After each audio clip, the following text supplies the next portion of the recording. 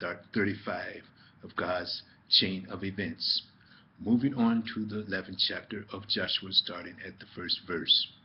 And it came to pass when Jabin, king of Hazor, had heard those things that he sent unto Jobab, king of Madon, and to the king of Shimron, and to the king of Esreth, and to the kings that were on the north of the mountains and of the plains, south of Chinnereth, and in the valley, and in the borders of Dor, on the west, and to the Canaanites on the east, and the west, and to the Amorites, and the Hittites, and the Perizzites, and the Jebusites, in the mountains, and to the Hivites, unto Hermon, in the land of Mizpah.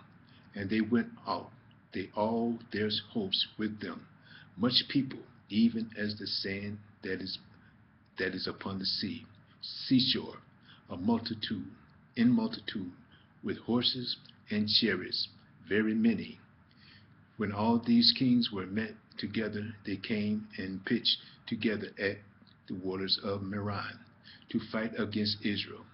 And the Lord said unto Joshua, Be not afraid because of them, for tomorrow about this time will I deliver them up all slain before Israel. Thou shalt hold their horses and burn their chariots with fire.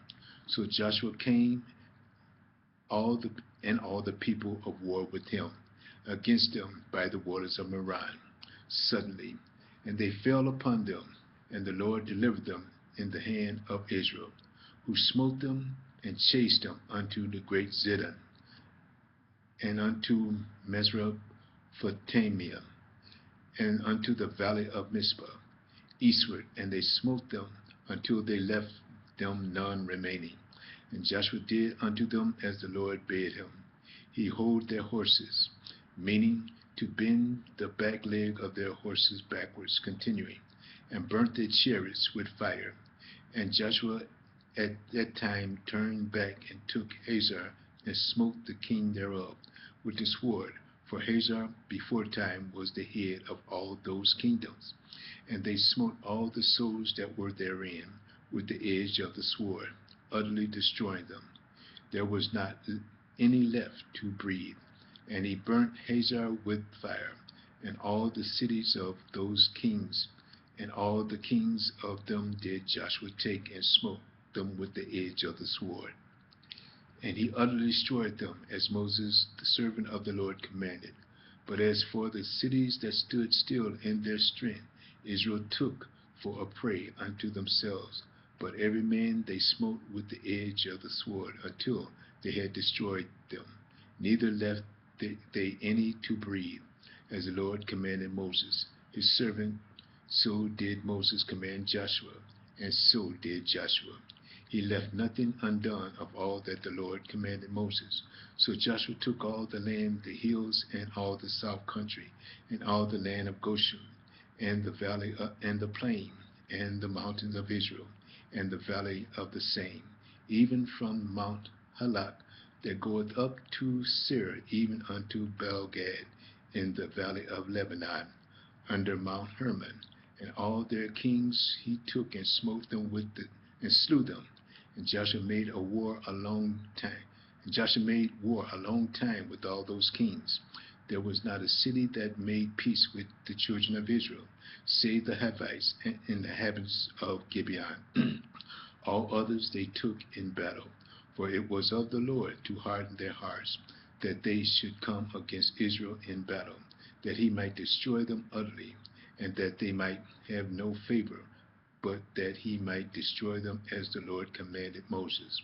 And at that time came Joshua and cut off the Anakims from the mountains, from Hebron, from Debir, from Anab, and from all the mountains of Judah, and from all the mountains of Israel. Joshua destroyed them utterly in their cities. There was none of the Anakims left in the land of the children of Israel. Only in Gaza, in Gath, and Ashdod there remained. So Joshua took the whole land according to all that the Lord said unto Moses, and Joshua gave it for inheritance unto Israel, according to their division by their tribes, and the land rested from war. Moving on to the 13th chapter of Joshua, starting at the first verse. Now Joshua was old and stricken in years, and the Lord said unto him, Thou art old and stricken in years, and there remaineth yet very much land to be possessed. This is the land yet remaineth, all the borders of the Philistines and all Geshuri, from Sihar, which is before Egypt, even unto the borders of Ekron, northward, which is counted to the Canaanites, 5 lords of the Philistines, and Gezathites, and the Ashtothites, and the Escalonites, and the Gittites, and the Ekronites, all the Avites from the south, all the land of the Canaanites, and Moriah, that is beside the Sidonians, unto Aphek, to the borders of the Amorites, and the land of the Gibeonites, and all Lebanon toward the sun rising from Belgad, under Mount Hermon, unto the entering Hamath, all the inhabitants of the hill country from Lebanon, unto Misrephotamia, and all the Sidonians, them will I drive out from before the children of Israel.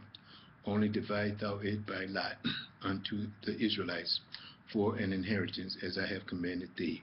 Now therefore divide this land for an inheritance unto the 9 tribes and the half tribe of Manasseh, with whom the Reubenites and the Gadites have received their inheritance, which Moses gave them beyond Jordan, eastward, even as Moses, the servant of the Lord, gave them. We're going to stop here and start part 36 in the next message. View part 36. Thank you.